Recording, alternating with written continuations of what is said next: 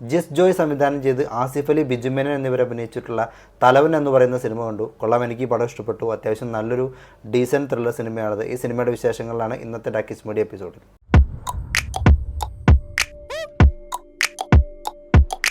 ആസിഫിനെയും ബിജു മേനോനും കൂടാതെ മിയ ജോർജ്, അനുശ്രീ എന്നിവരും ഈ സിനിമയിൽ പ്രധാന താരങ്ങളായിട്ട് എത്തിയിട്ടുണ്ട്. ഈ സിനിമയുടെ തിരക്കഥ ഒരുക്കിയിരിക്കുന്നത് ആനന്ദ്, ശരത് എന്നിവർ ചേർന്നാണ്. ജിസ് ജോയ് തൻ്റെ മുൻ സിനിമകളിൽ നിന്ന് വ്യത്യസ്തമായിട്ടുള്ള അല്ലെങ്കിൽ ആ ഒരു പാറ്റേണിൽ നിന്ന് മാറി പരീക്ഷിക്കുന്ന രണ്ടാമത്തെ സിനിമയാണിത്.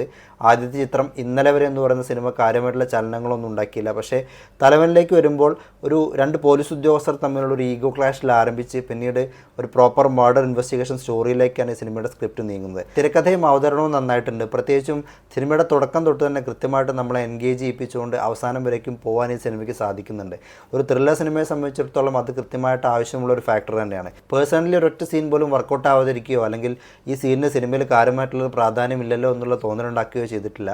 ബിജു മേനോൻ, ആസിഫ് അലി കോമ്പിനേഷനിലുള്ള രംഗങ്ങളൊക്കെ കാണാൻ നല്ല രസമായിരുന്നു. പ്രത്യേകിച്ചും ഇത്തരം ക്യാരക്ടേഴ്സൊക്കെ വരുമ്പോൾ, ഒരു ആംഗ്രി യങ് ഹീറോ ക്യാരക്ടേഴ്സൊക്കെ വരുമ്പോൾ ആസിഫ് അത് നന്നായിട്ട് തന്നെ ചെയ്തു വയ്ക്കും. അദ്ദേഹത്തിന് അത്തരത്തിലുള്ള ക്യാരക്ടറൊക്കെ അദ്ദേഹം ചെയ്തു വയ്ക്കുന്ന രീതി കാണാൻ തന്നെ ഒരു ഭംഗിയാണ്. അത് അദ്ദേഹത്തിൻ്റെ മുൻ സിനിമകളിലൊക്കെ സെയിം പാറ്റേൺ ഉണ്ടായിരിക്കുമെങ്കിൽ കൂടി അദ്ദേഹം ആ സിനിമയ്ക്ക് കൊടുക്കുന്ന എക്സ്പ്രഷൻസിനൊക്കെ ഒരു ഫ്രഷ്നെസ് ഉണ്ടായിരിക്കും. ബിജു മേനോനെ സംബന്ധിച്ചിടത്തോളം അദ്ദേഹത്തിന് വളരെ ഈസി ആയിട്ട് ചെയ്യാവുന്ന റോളാണത്. പക്ഷേ എങ്കിലും അദ്ദേഹം തൻ്റെ റോൾ നന്നായിട്ട് തന്നെ ചെയ്തു വെച്ചിട്ടുണ്ട്. അനുശ്രീയിലേക്ക് വരികയാണെങ്കിൽ കുറച്ച് സമയം സ്ക്രീനിലുണ്ടെങ്കിൽ കൂടി സിനിമയിൽ കൃത്യമായിട്ടുള്ള പ്രാധാന്യമുള്ള റോള് തന്നെയാണ്. മിയ ജോർജിൻ്റെ ക്യാരക്ടർ അത്ര ഇമ്പോർട്ടൻ്റ് ആയി തോന്നിയിട്ടില്ല. ഉള്ള ഭാഗങ്ങളൊക്കെ നന്നായിട്ട് തന്നെ ചെയ്തു വെച്ചിട്ടുണ്ട്. ദീപക് ദേവിൻ്റെ മ്യൂസിക്കാണ് ഞാൻ ഉറ്റുനോക്കിയിരുന്ന മറ്റൊരു ഘടകം. ഇനി വരാൻ പോകുന്ന എമ്പുരാനിലൊക്കെ സ്കോർ ചെയ്യുന്ന അദ്ദേഹമാണല്ലോ. അപ്പോൾ എങ്ങനെയാണ് അദ്ദേഹം മ്യൂസിക് ഈ സിനിമയിൽ കൈകാര്യം ചെയ്തിരിക്കുന്നതെന്ന് അറിയാനൊരു ആകാംക്ഷ ഉണ്ടായിരുന്നു. ദീപക് നല്ല ഗംഭീരമായിട്ട് തന്നെ ബാക്ക്ഗ്രൗണ്ട് സ്കോറൊക്കെ ചെയ്തു വെച്ചിട്ടുണ്ട്. പ്രത്യേകിച്ചും തലവൻ്റെ ടൈറ്റിൽ ട്രാക്കൊക്കെ അടിപൊളിയാണ്. ജാഫർ ഇടയ്ക്ക് ചെറിയൊരു വേഷത്തിൽ വന്നെങ്കിൽ കൂടി അത്യാവശ്യം ചിരി പടർത്തി കടന്നുപോയി.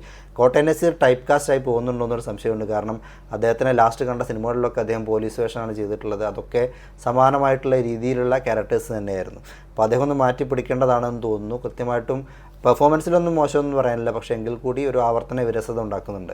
ജിസ് ജോയ് സിനിമ അത്യാവശ്യം നല്ല കൈയടക്കത്തോടു കൂടി തന്നെ ചെയ്തു വെച്ചിട്ടുണ്ട്. മേക്കിങ്ങിൽ അങ്ങനെ ഒരു വലിയ പരീക്ഷണങ്ങൾക്കൊന്നും മുതിർന്നിട്ടില്ല. ഒരു ടിപ്പിക്കൽ ടെംപ്ലേറ്റ് തന്നെയാണ് ഫോളോ ചെയ്യുന്നത്. പക്ഷേ ഉള്ളത് സിനിമയ്ക്ക് എന്താണോ വേണ്ടത് അത് കൃത്യമായിട്ട് തന്നെ ഡെലിവർ ചെയ്യാൻ കഴിഞ്ഞിട്ടുണ്ട്.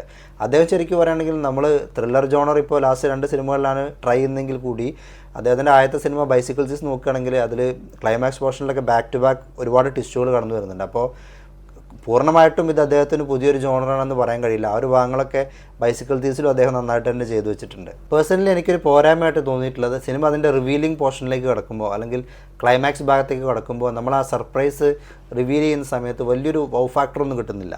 നമ്മുടെ പ്രതീക്ഷയ്ക്കൊക്കെ അപ്പുറത്ത് വരുന്നൊരു ട്വിസ്റ്റ് തന്നെയാണത്. അല്ലെങ്കിൽ നമ്മൾ പല രീതിയിലും ഒരു ത്രില്ലർ സിനിമ കാണുമ്പോൾ പല രീതിയിലും ആലോചിച്ച് വെക്കില്ല. അപ്പോൾ അതിൽ നിന്നൊക്കെ ചെറുതായിട്ട് വ്യത്യാസപ്പെട്ട് അങ്ങനെ കൃത്യമായിട്ടും പ്രേക്ഷകൻ്റെ ഊഹത്തിന് വിടാത്തൊരു സർപ്രൈസ് ആയിട്ടുള്ള എൻഡിങ് തന്നെയാണ് സിനിമയുടേത്. പക്ഷേ അത് പ്രസൻറ്റ് ചെയ്തിരിക്കുന്ന രീതി നമുക്ക് പെട്ടെന്ന് നമ്മളത് റിവീൽ ചെയ്യപ്പെടുമ്പോൾ വലിയൊരു വൗ ഫാക്ടറൊന്നും ഉണ്ടാക്കുന്നില്ല. അത് കുറച്ചും കൂടി ബെറ്ററായിട്ട് പ്രസൻറ്റ് ചെയ്തിരുന്നെങ്കിൽ ഒരു എക്സ്ട്രാ ഓർഡിനറി ലെവലിലേക്കൊക്കെ പോകേണ്ട ഒരു സിനിമയാണെന്ന് തോന്നി.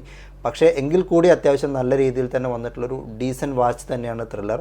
തീർച്ചയായിട്ടും തിയേറ്ററിൽ തന്നെ പോയി കാണേണ്ട ഒരു സിനിമ. ഈ സിനിമ വിജയം അർഹിക്കുന്നുണ്ട്. സിനിമ കണ്ടു നോക്കുക. നിങ്ങളുടെ അഭിപ്രായങ്ങൾ കമൻറ്റ് ബോക്സിൽ എഴുതുക. നന്ദി, നമസ്കാരം.